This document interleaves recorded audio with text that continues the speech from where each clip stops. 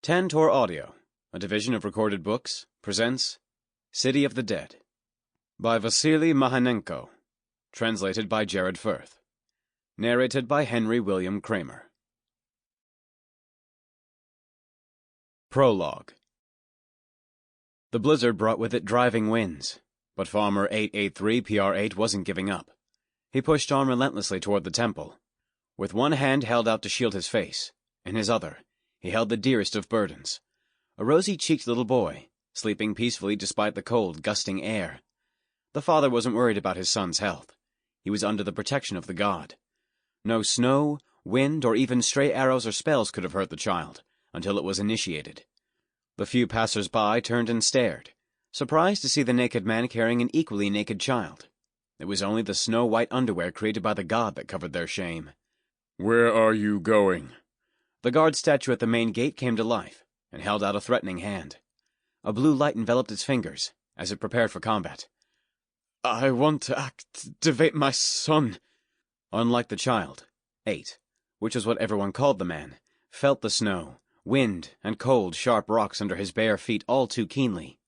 Already down to 10 units, his shield level was slipping lower with each passing minute. He had to make it in time. "Access confirmed. Welcome." The glow left the guard's fingers, as it stepped to the side, and turned back into a lifeless statue. Unwilling to leave the job to humans, the god always protected its temples. The man walked stiffly inside. It was his 4th time there. The first had been when he was little, when they'd brought him in for activation. Since his parents had been poor, they hadn't been able to afford a bonus to get their 3rd son a good role, though to be fair, they wouldn't have gone for it even if they'd had the money. All they owned had gone toward their oldest, though he died a year before 8 had been born. His role had been unlucky. Less than 20. That wasn't even good enough to pick out a name, so they'd had to go with the randomly generated one. A good half the people in the small town of Colmart had similarly random names. The other 3 times he'd been there had been with his wife, to bring their elder children. 3 times, they'd bought a +5 for the role. The eldest had rolled a 13, and become a hunter. 10 years later, he was killed tracking boar in a local forest. Both daughters had rolled a 45, giving them a great shot at solid attributes. Only there had been a raid. It was unexpected. There had been no way of knowing it was coming. Ringgold's green lixes had swept in to grab all the initiated girls, and by the time the Baron's forces had burst into the town, it had been too late.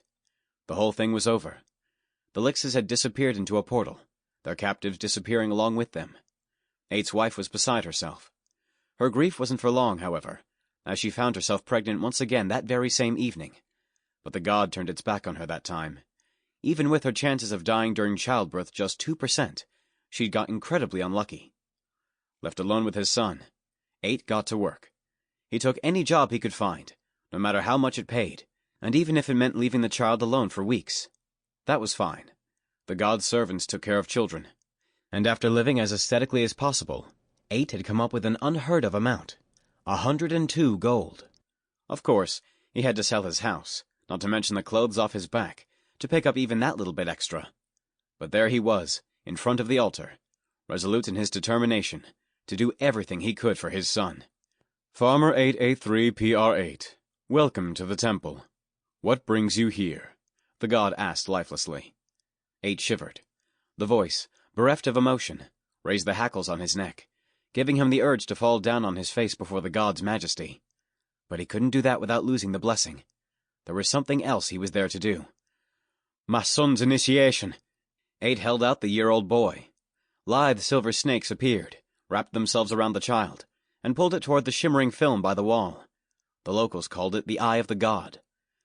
"Your initiation request has been approved. Would you like to modify the initial data?" "Yes," 8 replied decisively. "I'm giving all my coins for the bonus, as well as—" The man faltered. Saying the words turned out more difficult than he'd been expecting. Back home, as he'd practiced his short speech, it had been easy to get out. But there, in front of the god, 8 stopped short. Who was he to ask something like that?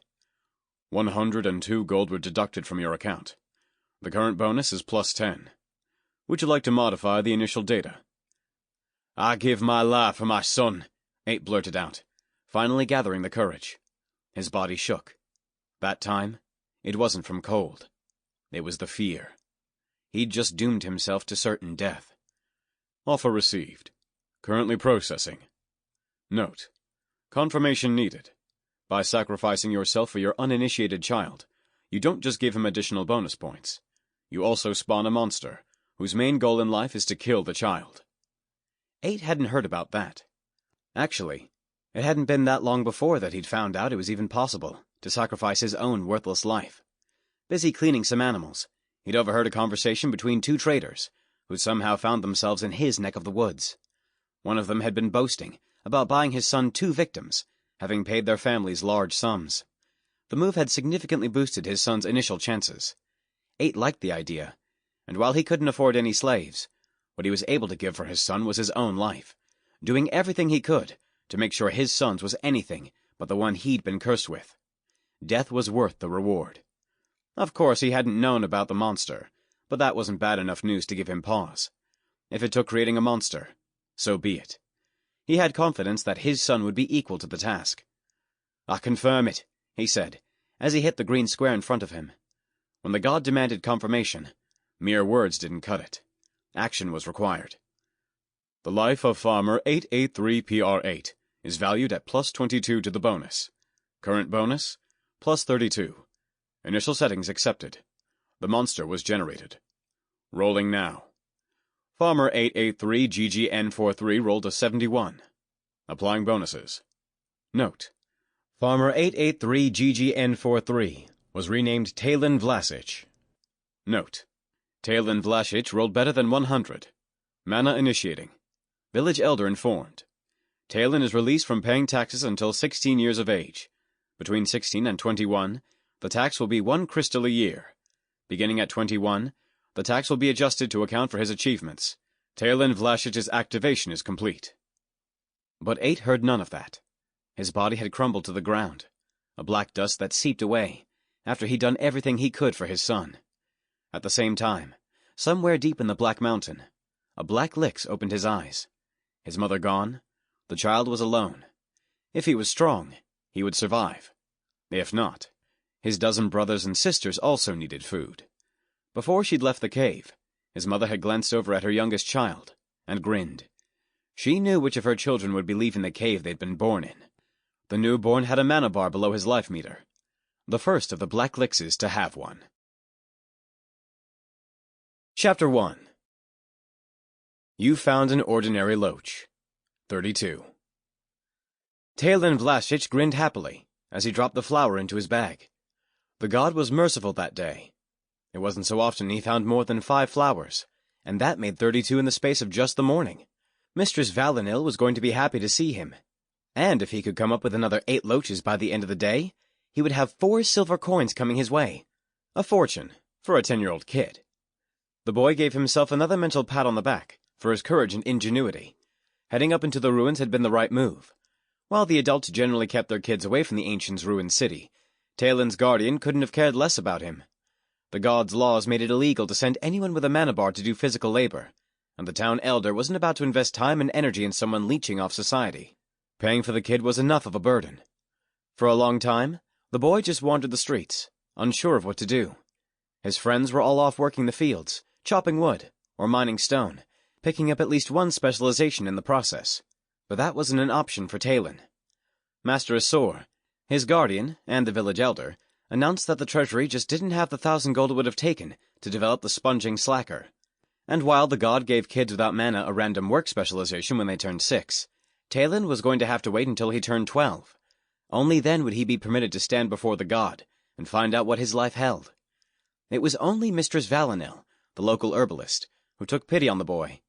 She couldn't teach him the herbalism skill, though what she could do was draw the flowers she needed and explain where they grew.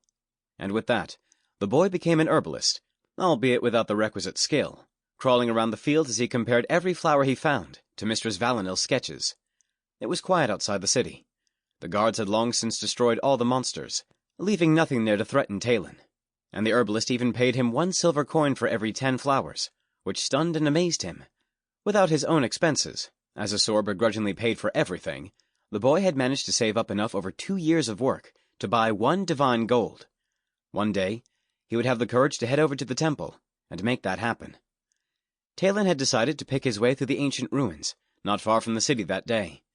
It was a forbidden area, which was why boys headed there to pick up their Valor Stone as soon as they turned 6. That proved they were grown up and ready to work for the good of the town. And while the adults didn't like it, a quick glance at their own stones sitting on a shelf reminded them to keep their mouths shut. Nobody had any intention of stopping a tradition that had already lasted more than 1,000 years. Even Tailyn had a Valor Stone. It was lying on a shelf in his room, otherwise empty. The shelf made it painfully clear that he had no other evidence of his bravery. No weapons, no loot, nothing he'd mined or chopped himself. Even the flowers he picked for Mistress Valinel refused to find a home there. Until the boy unlocked herbalism, the plants wouldn't be accepted. Taking a deep breath, Tailyn headed onward, his path taking him higher and higher. His notes told him ordinary loaches grew in the sun, peeking out between rocks, with 3 bright red petals each. Everything similar except for a different color was the dangerously poisonous shark flower. Mistress Valinel had instructed the boy not to touch them. Doing so could result in the kind of enormous burn she'd earned herself when she was little. A shark flower had cut straight through her protection. After finding his way to a high ridge that turned out to be free of flowers entirely, Tailyn decided to take a quick break. He pulled up his attributes. For whatever reason, staring at the semi-transparent window floating in front of him calmed him down. Status table. General character information. Tailyn Vlashich. No class. Level 1.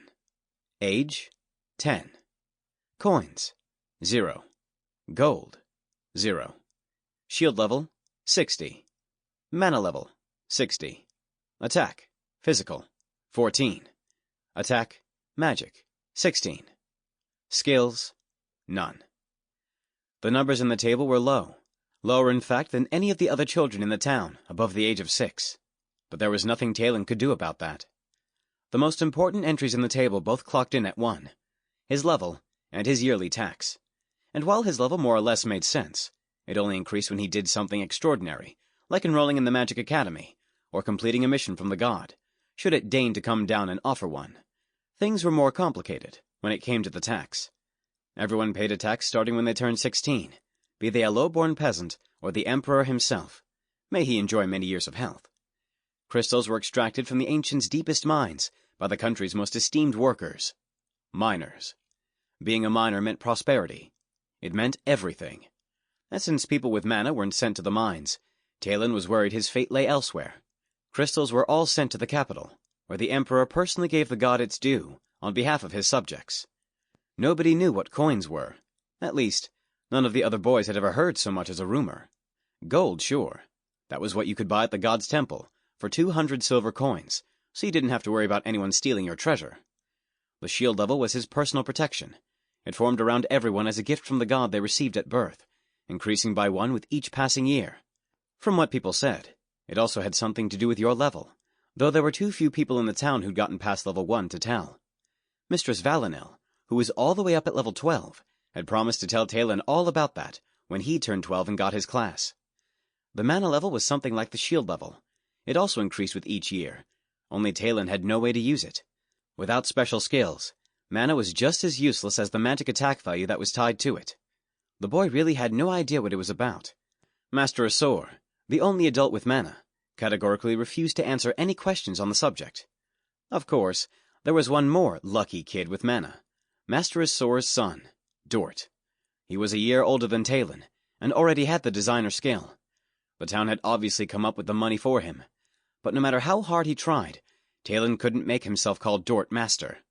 The kid was small, scrawny, a young version of Master Asor. 3 years before, Dort had been torturing an innocent dog when someone gave him a walloping. Master Asor had lost it, assigning him a couple adult blockheads looking to become city guards. The 13-year-olds had clear orders to protect his darling Dort from all enemies. 6 months later, the whole thing had gone to Dort's head, and the rest of the kids were under his sway. That went for Tailyn, too. Every week, he was supposed to pay 1 whole silver coin, otherwise his back was introduced to a club, and that was as dangerous as it was painful. With each year that went by, the guards grew stronger, and it was only a matter of time before they were going to be able to take out his personal shield, leaving him defenseless against the world. Getting the shield back would have been nigh on impossible. The only option would have been to head over to the temple and beg the god for pity. He certainly wasn't going to find an elixir off in the middle of nowhere. If that last attribute, physical attack, had been higher, Tailyn would have tried to stand up for himself. It determined how hard he could hit with his bare hands. And yes, if he'd had a club, his attributes would have increased his attack strength. But who was going to give a nameless parasite a real weapon? Suddenly, Tailyn heard the sound of rocks falling. He froze, straining his ears. While the city of the ancients had long since been explored from one end to the other, weirdos occasionally did show up to see if they could find something valuable. "Careful!" called Dort's annoyed voice. Tailyn pressed himself against the rocks, in an effort to disappear. It was a good thing he gotten as high as he did. The Elder's son never traveled alone, and if his guards caught Tailyn, he would be in for a beating, just to make sure he didn't spy on them. They'd even take his flowers, which meant he needed to stay quiet, and hope they didn't notice him. "What's he doing here?" one of the guards boomed. A boy of 16, Marin's voice had just started to change, making it easily recognizable. "None of our business," Dort shot back, and Tailyn practically stopped breathing. The Elder's son was usually polite to his own, but something had happened. He was nervous, and that intrigued the boy hiding among the rocks. "Hey, you little ruffians, I'm over here," an adult voice shouted. Taking a risk, Tailyn poked his head up. Just a bit below where he was hiding, there was a man who definitely wasn't a local. His bonus clothing gave that away instantly. Only Master Asor and Mistress Valinil had access to them, and the voice didn't belong to either. Tailyn's stomach tightened. A stranger had shown up in their valley. Did the Elder know? What was he doing there? The hood pulled low over the stranger's face kept it hidden. Soon enough, Dort appeared riding on Marin's back. Climbing up the rocks was apparently too great a humiliation for the Elder's magnificent son, though he was annoyed with how the big lunk kept losing his footing. "We agreed you'd come alone," the man snarled rudely.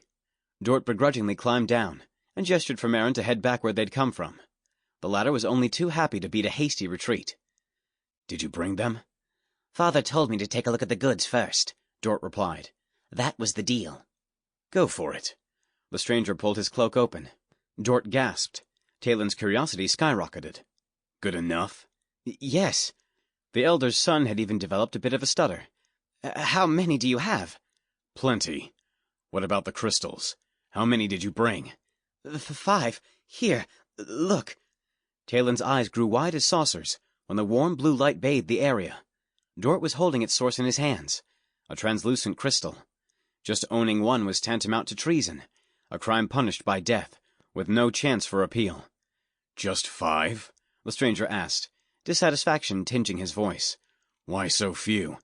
"They're closely monitored," Dort replied, though he was quickly interrupted. "The deal was for 10.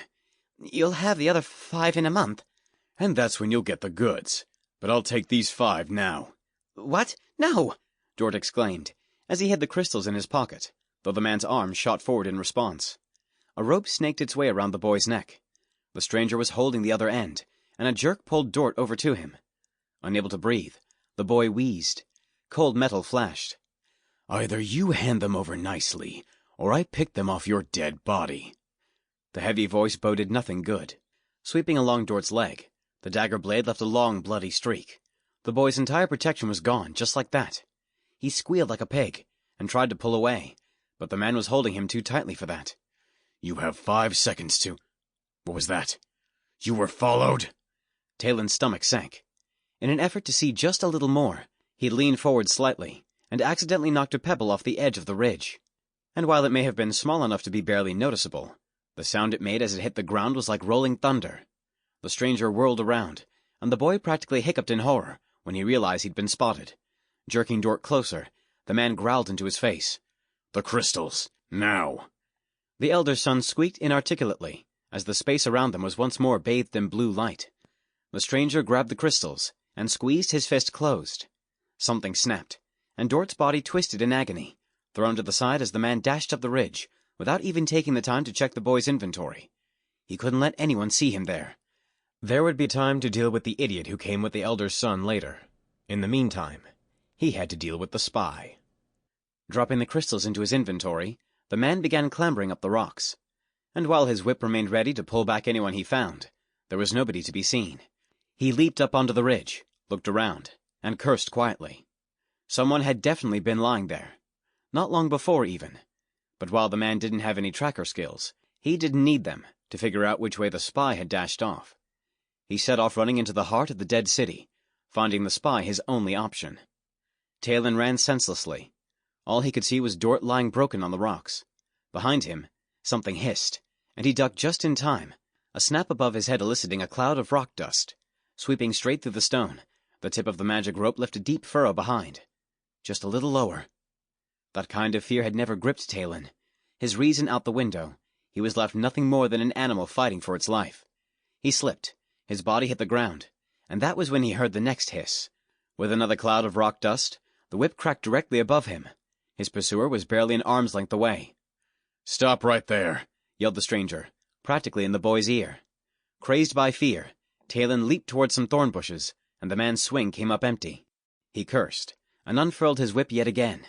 It was time for the final blow. The boy, a nimble little lizard that kept squirting out of his grasp, needed to be destroyed. Nobody could know that a crystal fence had been in the area. The whip stretched towards its victim and wrapped itself one more time around nothing but air.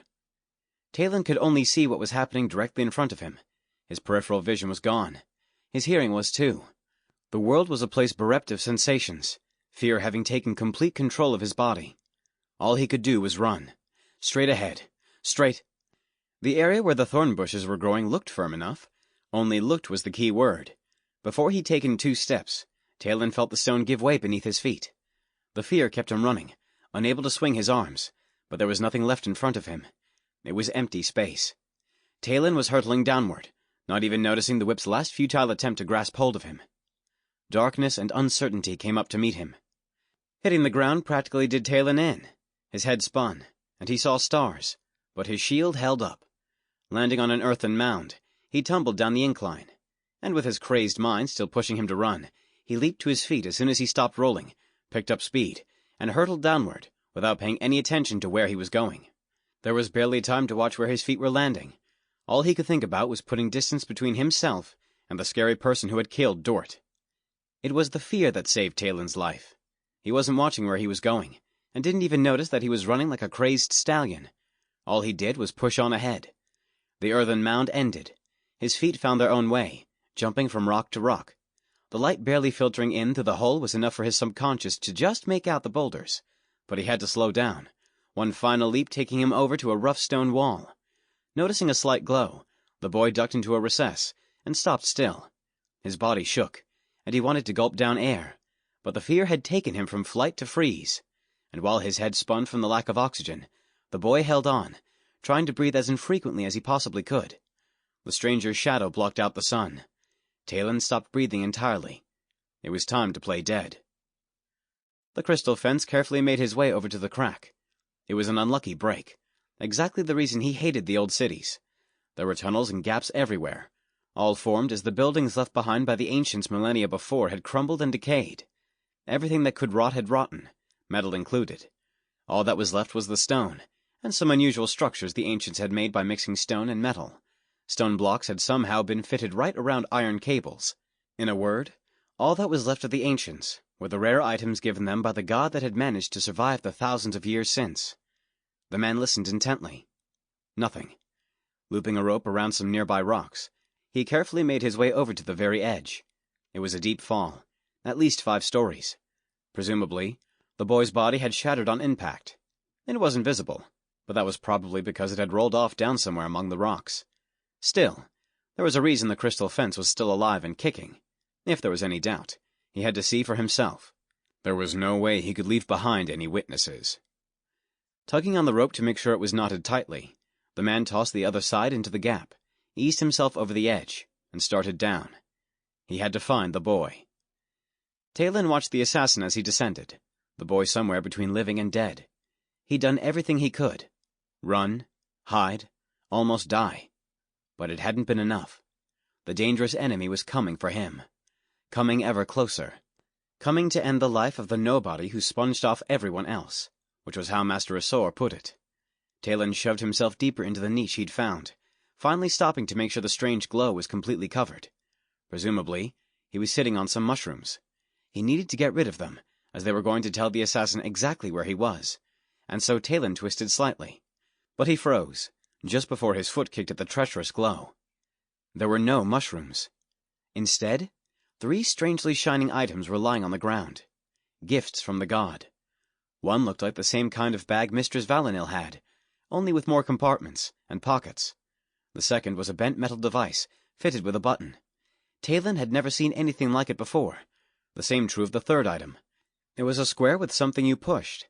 His hands were reaching out on their own, when a message popped up. You found the place where Lavir Nalin, a level 23 human, died.